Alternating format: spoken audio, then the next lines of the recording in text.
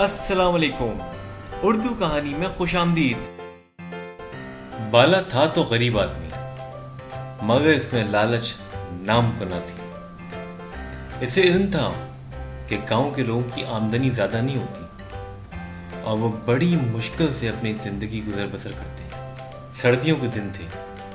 بالا موچی درخت کے نیچے اپنی چھوٹی سی دکان میں جوتوں کی مرمت کرنے میں مصروف تھا۔ اس کی دکان بغیر چھت اور دیواروں کے ایک ٹنڈ منڈ درخت کے نیچے گاؤں کے بالکل بیچوں بیچ ایک صاف ستھرے میدان میں تھی، اور اس دکان کا کل اثاثہ لکڑی کا ایک صندوق تھا۔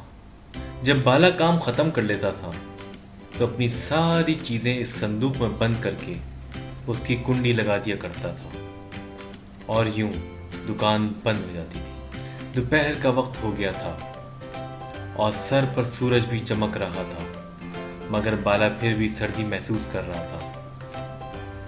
اس نے اون کی بنی ہوئی پرانی شال کو اپنے جسم کے گرد لپیٹ رکھا تھا۔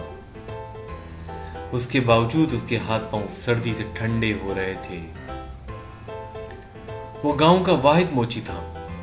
گاؤں کے سب لوگ اپنے پھٹے پرانے جوتوں کی مرمت اسی سے ہی کروا لیا کرتے تھے، اس لیے اس کو فارغ بیٹھنے کی ذرا بھی فرصت نہیں ملتی تھی، اور وہ صبح سے شام تک اپنے کام میں ہی لگا رہتا تھا۔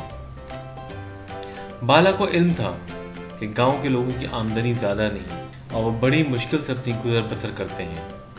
بالا بھی گاؤں کے دوسرے لوگوں کی طرح ان پڑھ تھا، مگر اس کو گاؤں والوں کی غربت کا احساس تھا، اس لیے وہ ان سے جوتوں کی مرمت کے زیادہ پیسے نہیں لیتا تھا۔ ایسا بھی نہیں تھا کہ اس کو جوتوں کی مرمت کے بدلے رقم ہی ملتی۔ گاؤں کے کچھ لوگ تو اس کی خدمت کے عوض اسے مرغی، انڈے، گندم، سبزیاں اور گڑ وغیرہ بھی دے جاتے تھے۔ ایک دفعہ اس نے گاؤں کے ایک آدمی کے 2 بچوں کے نئے جوتے بنائے تو اس آدمی نے ان جوتوں کے بدلے اسے ایک بکری دے دی تھی۔ اس بکری کی وجہ سے بالے اور اس کے گھر والوں کو دودھ کی آسانی ہو گئی تھی۔ وہ اپنی بیوی اور 2 بیٹیوں کے ساتھ گاؤں میں رہتا تھا۔ گھر چلانے کے لیے اسے سخت محنت کرنی پڑتی تھی۔ اس کی بیوی ایک بہت اچھی اور محنتی عورت تھی۔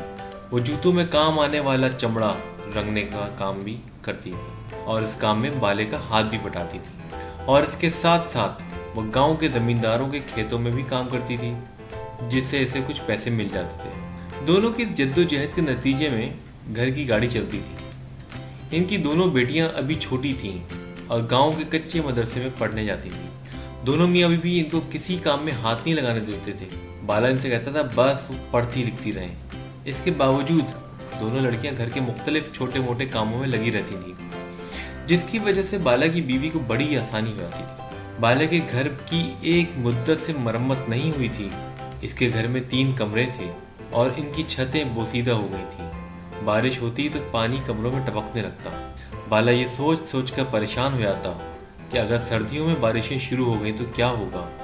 اس نے پیسے جمع کرنا شروع کر دیے تھے تاکہ بارشوں کے ہونے سے پہلے ہی گھر کی چھتوں کی مرمت کروا لے، مگر ابھی اس کے پاس بہت تھوڑے پیسے جمع ہوئے تھے۔ وہ اس مقصد کے لیے اب سورج غروب ہونے تک کام میں لگا رہتا تھا تاکہ کچھ فاضل رقم حاصل ہو جائے جو چھتوں کی مرمت میں کام آئے۔ تھوڑی دیر گزری تھی کہ اس کی بیوی کھانا لے کر آ گئی۔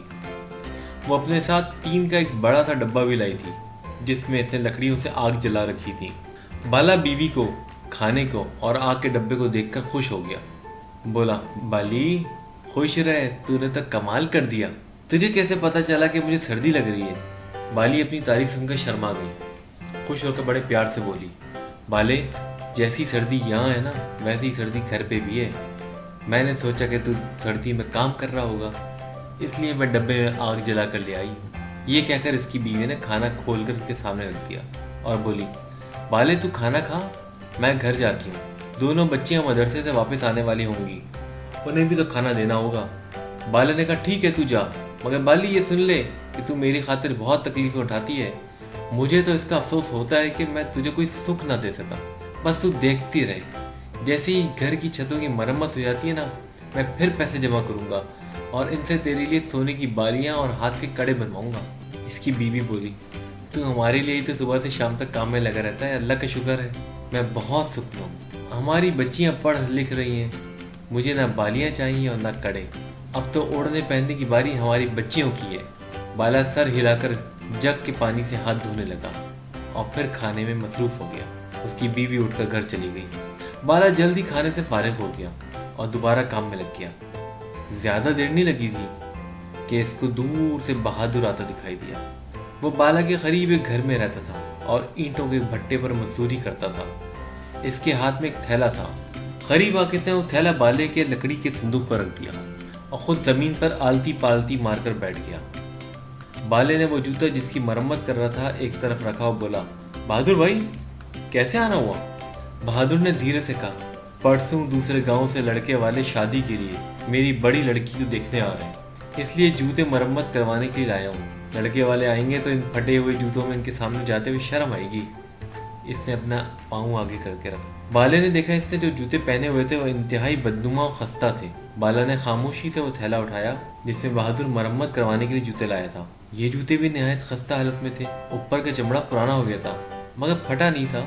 उसने उन्हें पलट कर देखा था, दोनों जूतों के तले फटे हुए थे। बाले की तजर्बाकार उंगलियों ने जूतों के चमड़े को छूकर अंदाजा कर लिया था कि वो हिरन की खाल के बने हुए थे जो निहायत नरम, मजबूत और हल्की होती है। दूसरी बात जो बाले ने महसूस की थी वो ये कि हिरन की खाल के बने हुए जूते अगरचे हल्के फुल्के होते हैं मगर ये जूते उसे कुछ ज्यादा ही वजनी लगे। इसने इस बात पर कोई ध्यान नहीं दिया। जब बहादुर ने जूतों में बाले का इनमाक देखा तो परेशान हो गया। इसको ये डर था कि इतने खराब जूते देखकर बाला इनकी मरम्मत से इनकार न कर दे, इसलिए वो बड़ी लजाजत से बोला, बाले भाई जूते बहुत पुराने हैं, इनको मैंने घर में पड़े पुराने सामान से निकाला है। ये जूते मेरे दादा के थे और किसी जमाने बहुत अच्छी हालत में थे। दादा के इंतकाल के बाद मेरे अब्बा ने पहन पहन कर इनका ये हाल कर दिया था। अगर बेटी की बात पक्की होने की तकलीफ न होती तो मैं कभी भी ऐसे फटे पुराने जूते लेकर तुम्हारे पास नहीं आता।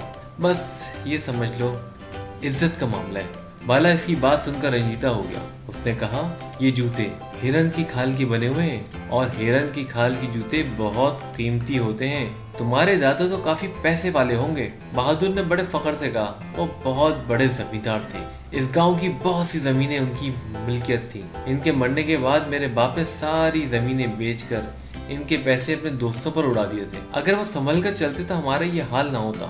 इसकी शर्मिंदगी महसूस करके बाला ने इसकी तसल्ली के लिए कहा, तुम फिक्र मत करो, इन जूतों को तो मैं ऐसा कर दूंगा कि देखने वाले देखते रह जाएंगे। उसकी बात सुनकर बहादुर ने नजरें झुकाकर कहा, ओ बाले भाई एक बात और है, इनकी उजरत मैं बाद में दूंगा। अभी तो लड़के वालों के खाने का इंतजाम भी नहीं हुआ है। वो भट्टा जहाँ मैं काम करता हूँ ना, अब मैं इसके मालिक के पास जाऊंगा, शायद वो मुझे कुछ रकम उधार दे दे और मैं खाने का इंतजाम कर सकूं। बाले ने कहा, देखो बहादुर भाई, जैसे तुम्हारी बेटी वैसे मेरी बेटी, तुम फिक्र मत करना। भट्टे का मालिक भले तुम्हें उधार दे या ना दे, मेरे पास चले आना। मेरे पास कुछ रकम मौजूद है। बारिश में छतें टपकने लगती हैं, उनकी मरम्मत के लिए मैं रकम जमा कर रहा हूँ। मरम्मत तो बाद में भी हो जाएगी। इन पैसों को तुम बस अपना ही समझो। तुम आराम से लड़के वालों की दावत का इंतजाम करना। बाले की हमदर्दी और मोहब्बत भरी बातें सुनकर बहादुर का दिल भर आया और इसकी आंखें नम हो गईं। वो इसे दुआएं देता हुआ रुखसत हुआ। चूंकि गांव की एक बेटी की शादी का मामला था, इसलिए बाले ने दूसरे जूतों की मरम्मत का काम छोड़ा और बहादुर के जूते लेकर बैठ गया। जूतों के तले तो बिल्कुल भी मरम्मत के काबिल ना थे। वो न सिर्फ बुरी तरह से घिस गए थे बल्कि बीच में से दो हिस्सों में तकसीम भी हो गए थे। बाले ने अपने लकड़ी के संदूक में से सबसे महंगे वाले तले निकाले। ये तले वो गांव के अमीर जमींदारों के जूतों में लगाता था। इसके बाद अपने काम में लग गया। शाम तक जूते तैयार हो गए थे। बाले ने उन पर बहुत मेहनत की थी और वो बिल्कुल नए लग रहे थे। उसने अपनी सारी चीजें लकड़ी के संदूक में बंद करके उसकी कुंडी लगाई और बहादुर के जूतों का थैला उठाकर घर की जानिब रवाना हो गया। इस पूरी कार्रवाई के दौरान उसके चेहरे पर अजीब से तासुरात थे और दबे दबे जोश के आसार थे और वो बहुत संजीदा नजर आ रहा था। उसके कदम तेजी से घर की जानिब बढ़ रहे थे। ऐसा मालूम होता था जैसे वो जल्द से जल्द घर पहुंचना चाहता हो। घर पहुंचकर इसने जूतों का थैला एक तरफ रखा। दोनों बच्चियां बाहर गली में दूसरे बच्चों के साथ खेल रही थी। बाली रात का खाना पका रही थी। बाले ने इसे आवाज देकर बुलाया। वो आई तो बाले ने इसे बहादुर के जूते दिखाए। फिर उसे पास बैठाकर चुपके चुपके इसको कुछ बताने लगा। बाले की बातें सुनकर बाली की आंखें हैरत से चमकने लगी। अपनी बात खत्म करके बाले ने अपने कुर्ते की जेब में हाथ डालकर पुराने कपड़े की एक पोटली खोलकर बाली को दिखाई। पोटली में बहुत सारे चमकते हुए हीरे और सोने की छोटी छोटी ईंटें चमक रही थी। इनको देखकर बाली हैरान भी थी और खुश भी। बाले ने कहा, अब हम बहादुर के घर चलेंगे। बच्चियां बाहर गली में खेल रही हैं, तू चूल्हे की आग हल्की कर दे, हम जल्दी वापस आ जाएंगे। थोड़ी देर बाद बाला अपनी बीवी बाली को लेकर बहादुर के घर पहुंचा। बहादुर घर पर ही मिल गया था और वह सख्त परेशान और फिक्रमंद नजर आ रहा था। इसने बाले और इसकी बीवी को इज्जत से बैठाया। इसकी बीवी और बेटियां भी इनके पास आकर बैठ गई थी। जब सब बैठ गए तो बहादुर ने बाले को बताया कि इसे भट्टे के मालिक ने पैसे देने से इनकार कर दिया है।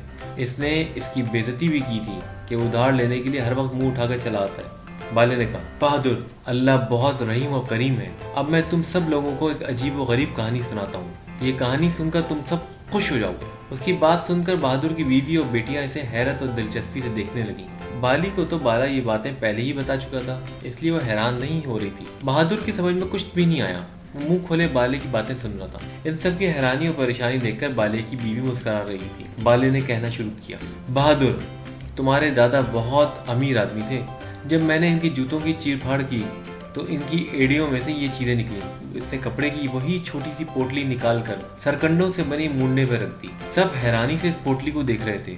जब बहादुर ने वो पोटली खोली तो इसमें रखे हुए हीरे और सोने की छोटी छोटी ईंटें देखकर सब हैरान रह गए। बाले ने पोटली उठाकर बहादुर के हवाले करते हुए कहा, मेरा ये ख्याल है तुम्हारे दादा ने दौलत को चोरों और डाकुओं से महफूज रखने के लिए अपने जूतों में छुपाया था।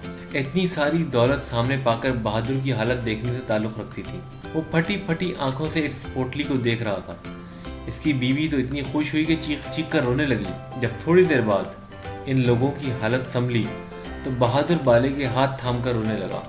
बाले भाई, तुम इंसान नहीं फरिश्ता हो। तुम्हारा ये एहसान मैं जिंदगी भर नहीं भूलूंगा। तुम्हारे जैसा ईमानदार आदमी पूरे गांव में कोई दूसरा नहीं होगा। बहादुर, मैं तो इस बात पर खुश हूँ कि तुम्हारी बेटी के नसीब से ये दौलत तुम्हें मिली है। अब तो तुम इस गांव के बहुत अमीर आदमी हो गए हो। इन चीजों को फरोख्त करके इनसे मिलने वाली रकम से पहले तो बेटी की शादी करना, फिर कोई अच्छा सा काम शुरू कर देना। थोड़ी देर बाद बाला और इसकी बीवी अपने घर जाने के लिए उठ गए। रास्ते में इसकी बीवी ने कहा, बाले, तुझे ये ईमानदारी किसने सिखाई है? तू चाहता तो इस कीमती खजाने को छुपा भी सकता था। किसी को क्या पता चलता। इनको बेचकर तू घर की छतें ठीक करवा सकता था, मेरे लिए सोने के जेवरात बनवा सकता था। हम अपनी बच्चियों को गांव के नहीं पड़ोस के कस्बे में किसी अच्छे से स्कूल में दाखिल करवा सकते थे।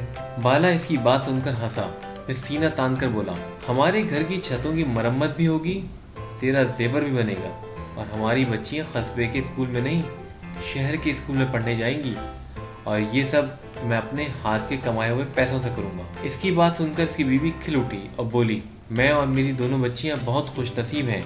मुझे इतना अच्छा शौहर और बच्चियों को इतना अच्छा बाप मिला। अपनी तारीफ सुनकर बाला शर्मा गया। बीवी से इसको शर्म छुपाने के लिए झूठ मूठ के गुस्से से बोला, बाली, थोड़ा तेज चल, मुझे भूख लग रही है, घर जाती खाना खाऊंगा। बाली समझ गई कि इसकी तारीफ से बाला शर्मा गया है। वो मुस्कुराई और तेज तेज अगर आपको ये कहानी पसंद आई है तो आप हमारे चैनल को सब्सक्राइब करें।